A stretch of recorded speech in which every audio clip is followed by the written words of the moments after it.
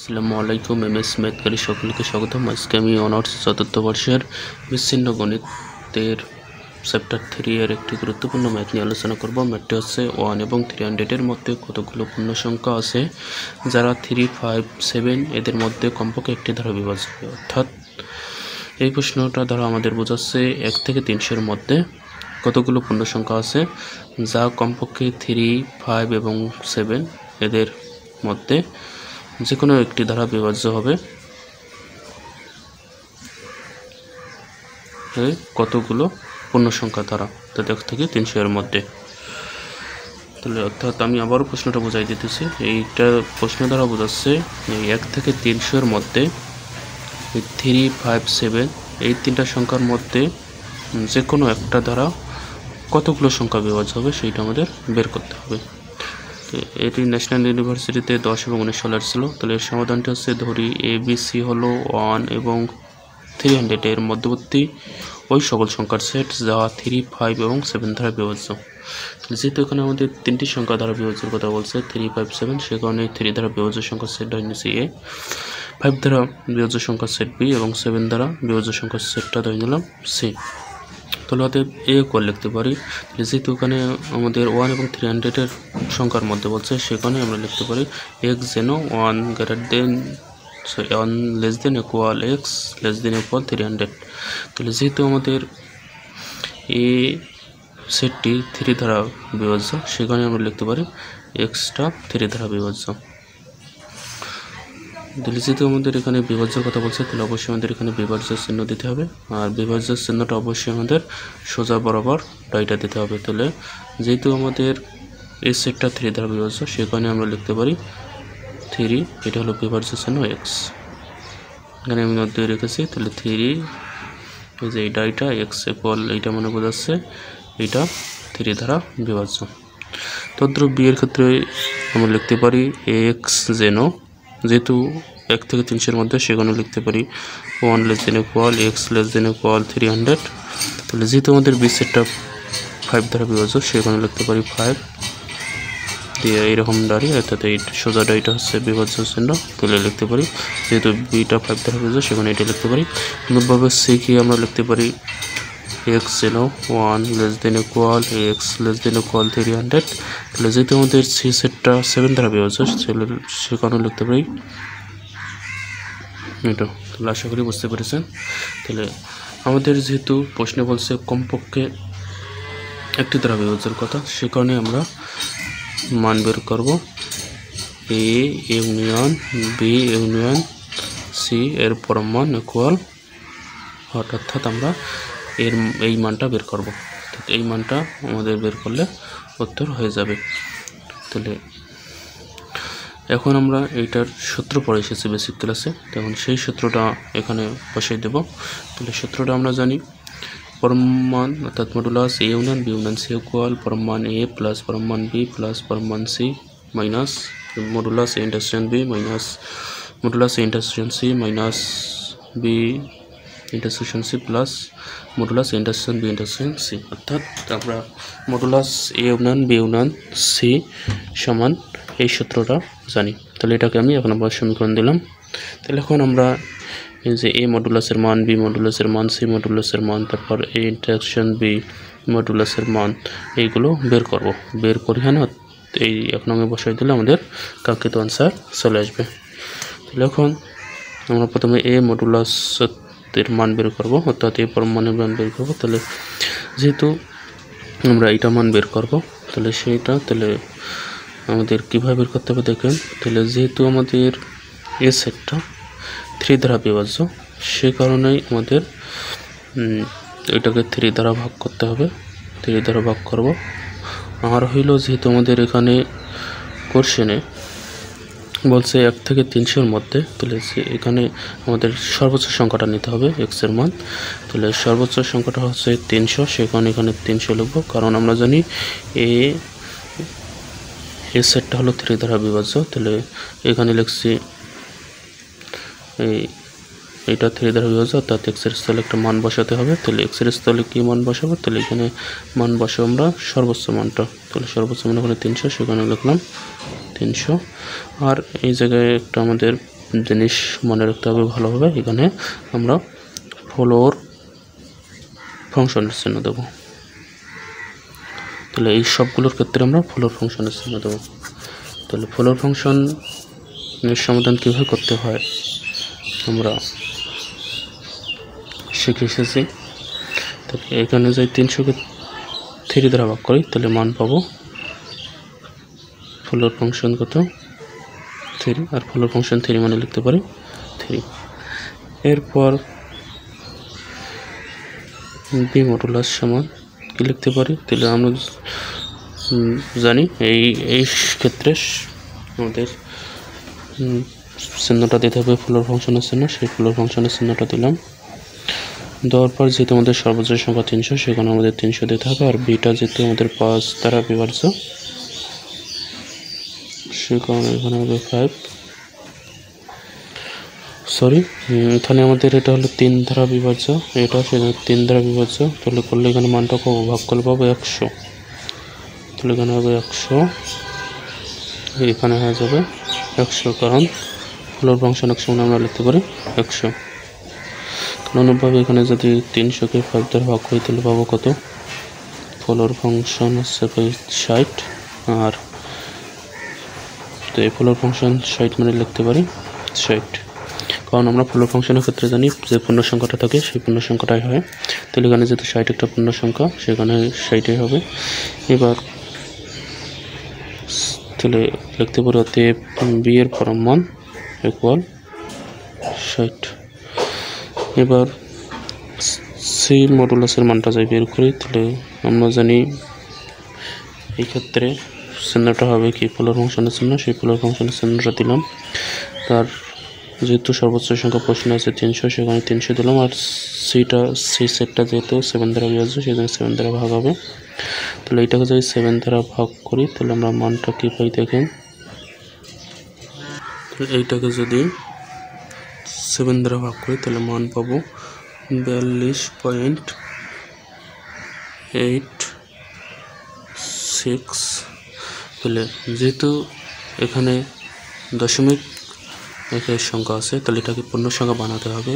আর যেহেতু এটা ফলোর ফাংশন, সে কারণে আমরা জানি যদি ফলোর ফাংশনের ক্ষেত্রে দশমিক আকারে যে মানটি থাকবে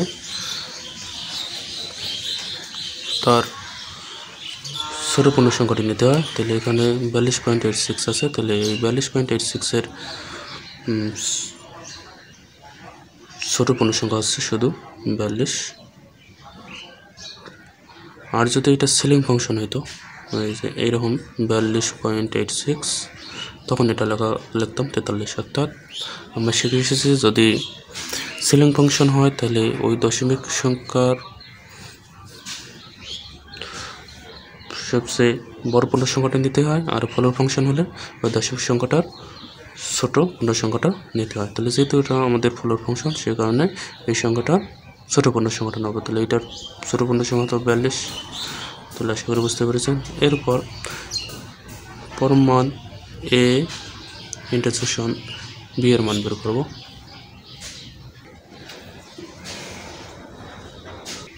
তাহলে এটা হবে আমাদের, যেহেতু আমাদের সর্বোচ্চ সংখ্যা ছিল 300 কোশ্চেনে, সেখানে 300 লিখলাম। আর এখানে ফলোর ফাংশন চিহ্ন হবে।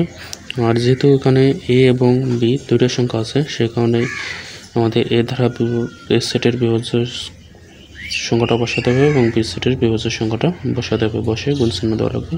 তাহলে এ সেটটা কত দ্বারা বিভাজ্য, এ সেটটা 3 দ্বারা বিভাজ্য, সেখানে লিখলাম 3, তারপর গুণ চিহ্ন। আর বি সেটটা হলো 5 দ্বারা বিভাজ্য, সেখানে দিলাম 5। তাহলে ইকুয়াল, তাহলে এটাকে যদি ক্যালকুলেশন করি, তাহলে উপরে পাবো 300 আর নিচে পাবো 15। তাহলে এটাকে 300-কে যদি 15 দ্বারা ভাগ করি, তাহলে এখানে মান পাবো, ভাগ করলে পাবো 20। তাহলে তারপর ফলোর ফাংশন, তাহলে 20-এর ফলোর ফাংশন হবে 20, কারণ আমরা জানি ফলোর ফাংশনের ক্ষেত্রে যে পূর্ণ সংখ্যাটা থাকে সেই পূর্ণ সংখ্যাটা হয়। তাহলে এখানে 20 পূর্ণ সংখ্যা আছে, সেখানে 20 হবে। এরপর অনুরূপভাবে তাহলে এ ইন্টারসেকশন সি বের করলাম, না এ ইন্টারসেকশন বি বের করলাম। এবার মডুলাস এ ইন্টারসেকশন সি এইভাবে বের করবো। তাহলে এ ইন্টারসেকশন সি যদি বের করি ওই একই নিয়ম, তাহলে উপরে হবে 300 যেহেতু সর্বশেষ 300, আর এই ক্ষেত্রে জানি ফলোর ফাংশন চিহ্নটা হবে। আর এর ক্ষেত্রে কত দ্বারা বিভাজ্য এ সেটটা যেহেতু 3 দ্বারা বিভাজ্য সেজন্য 3, আর সিটা 7 দ্বারা বিভাজ্য সে কারণে 7, তাহলে ইকুয়াল, তাহলে এটাকে ক্যালকুলেশন করলে পাইছি 300 ডিভাইডেড 300 আছে 21, তাহলে 300কে যদি 21 দ্বারা ভাগ করি তাহলে কত পাবো? 300কে 21 দ্বারা ভাগ করলে আমরা পাবো 14.29। তারপর ফলোর ফাংশন চিহ্ন, তাহলে এটার ফলোর ফাংশন হবে 14। কারণ আমরা শিখে এসেছি ফলোর ফাংশনের ক্ষেত্রে দশমিক পরে যে সংখ্যাটা থাকে তার সে ছোট পূর্ণ সংখ্যাটা নিতে হয়। তাহলে 14.29 এর নিচের পূর্ণ সংখ্যাটা হচ্ছে 14, সেখানে নিলাম 14। এরপর তাহলে ইন্টারসেকশন বি বের করলাম, তারপর এই ইন্টারসেকশন সি বের করলাম, এবার বি ইন্টারসেকশন সি বের করব। তাহলে modulus B intersection C equal লিখতে পারি তাহলে ফলোর ফাংশন, তাহলে যেহেতু আমাদের এখানে সর্বোচ্চ সংখ্যা 300, তারপর বি সেটটা যেহেতু আমাদের 5 দ্বারা বিভাজ্য সে কারণে 5, আর সিটা 7 দ্বারা বিভাজ্য সে কারণে লিখলাম 7। তাহলে ইকুয়াল ক্যালকুলেশন করতে পারি, তাহলে ক্যালকুলেশন করে পাই তাহলে ফলোর ফাংশন 300 ডিভাইডেড হচ্ছে 35। তাহলে এটাকে যদি ভাগ করি আমরা তাহলে যে মানটি পাবো তা হলো, এখানে পাবো ফলোর ফাংশন 8.57, আর এই 8.57 এর ফলোর ফাংশন হচ্ছে শুধু 8। এরপর সর্বশেষ যে মানটি বের করবো সেটি হচ্ছে A intersection B intersection C এর পরমান। তাহলে যেহেতু আমাদের এই ক্ষেত্রে ফলোর ফাংশন চিহ্ন দিতে হয় সেখানে ফলোর ফাংশন চিহ্ন দিলাম। তারপর যেহেতু আমাদের সর্বোচ্চ সংখ্যা 300 সেখানে লিখব 300 ডিভাইডেড, তাহলে যেহেতু এখানে 3টা সেট, তাহলে 3টা সেটের বিভাজ্য সংখ্যা বসাই দেবো। তাহলে এ যেহেতু 3 দ্বারা বিভাজ্য সেখানে 3, তারপর গুণ চিহ্ন, তাহলে বি 5 দ্বারা বিভাজ্য সেখানে 5, আর সিটা 7 দ্বারা বিভাজ্য সেখানে 7। তাহলে ইকুয়াল ক্যালকুলেশন করলে দাঁড়ায় ফলোর ফাংশন 300 ডিভাইডেড 3 5 15, 7 15 হচ্ছে 105। তাহলে 105কে যদি অর্থাৎ 300কে 105 দ্বারা যদি ভাগ করি তাহলে আমরা মান পাই ফলোর ফাংশন 2.86। তাহলে এটাকে যদি ফলোর ফাংশন করি তাহলে আমরা মান পাবো শুধু 2। এখন আমরা এই মানগুলো 1 নঙে বসাবো। তাহলে এই মানগুলো যদি 1 নঙে বসাই তাহলে আমাদের ক্যালকুলেশন শেষ। এখন এই মানগুলো যদি 1 নঙে বসাই তাহলে লিখবো, তাহলে 1 নঙে যদি বসাই তাহলে আমরা পাবো A union B union C এর পরম মান ইকুয়াল। তাহলে আমি সুবিধার্থে এই জায়গায় লিখতেছি কারণ এই জায়গায় মানগুলো দেখে বসাই দেবো। তাহলে এর পরম মান আপনারা নিচে লিখবেন, তাহলে আমি সুবিধার্থে এই জায়গায় লিখে দিতেছি অ্যান্সারটা। তাহলে এই পরম মানের মানটা কত? তাহলে এই মডুলাসের মানটা হচ্ছে 100, সেখানে লিখবো 100। তারপর হচ্ছে প্লাস বি এর মানটা হচ্ছে 60, সেখানে 60 প্লাস সি এর মানটা হচ্ছে 42, সেখানে লিখলাম 42। তারপর হচ্ছে মাইনাস চিহ্ন, এই যে মাইনাস, এই ইন্টারসেকশন বি এর মানটা হচ্ছে 20। তারপরে হচ্ছে আবার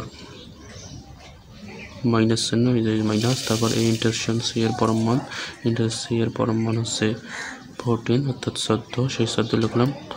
আবার 17 হচ্ছে মাইনাস, সেই মাইনাসটা দিলাম বি ইন্টারসেকশন সি। তাহলে বি ইন্টারসেকশন সি এর মান, এই যে বি ইন্টারসেকশন সি এর মান পাইছে কত? 8, সেখানে বসালাম 8। তারপর এই যে প্লাস, এই প্লাস, তো প্লাস দেওয়ার পরে এই যে ইন্টারসেকশন বি ইন্টারসেকশন সি এর মান কত পেলাম? ইন্টারসেকশন সি এর মান পেলাম 2, সেই মানটা এখানে বসাবো 2। তাহলে এখন এই সবগুলোকে যদি ক্যালকুলেশন করি আমরা, ক্যালকুলেশন করলে এখানে পাবো এই যে 100, তারপর 60 আর 42 আর 2, অর্থাৎ আমরা প্রথমে প্লাসগুলো যোগ করে নিই। তাহলে এখানে প্লাস আছে 100-এর সামনে, 60-এর সামনে আর 42-এর সামনে আর 2-এর সামনে, সেখানে সবগুলো যোগ করে পাবো আমরা 260। তারপর এখানে মাইনাস, এখানে মাইনাস, এখানে মাইনাস, এই সবগুলো যোগ করে পাবো তাহলে 20 আর 14 হচ্ছে 37, 37 আর 8 হচ্ছে 42। এখন এটা যদি আমরা ক্যালকুলেশন করি তাহলে পাবো 162। তাহলে আমাদের এটি হচ্ছে কাঙ্ক্ষিত আনসার, অর্থাৎ 1 থেকে 300 এর মধ্যে 3, 5 এবং 7 এই তিনটার মধ্যে কমপক্ষে একটি দ্বারা বিভাজ্য সংখ্যা হচ্ছে 162।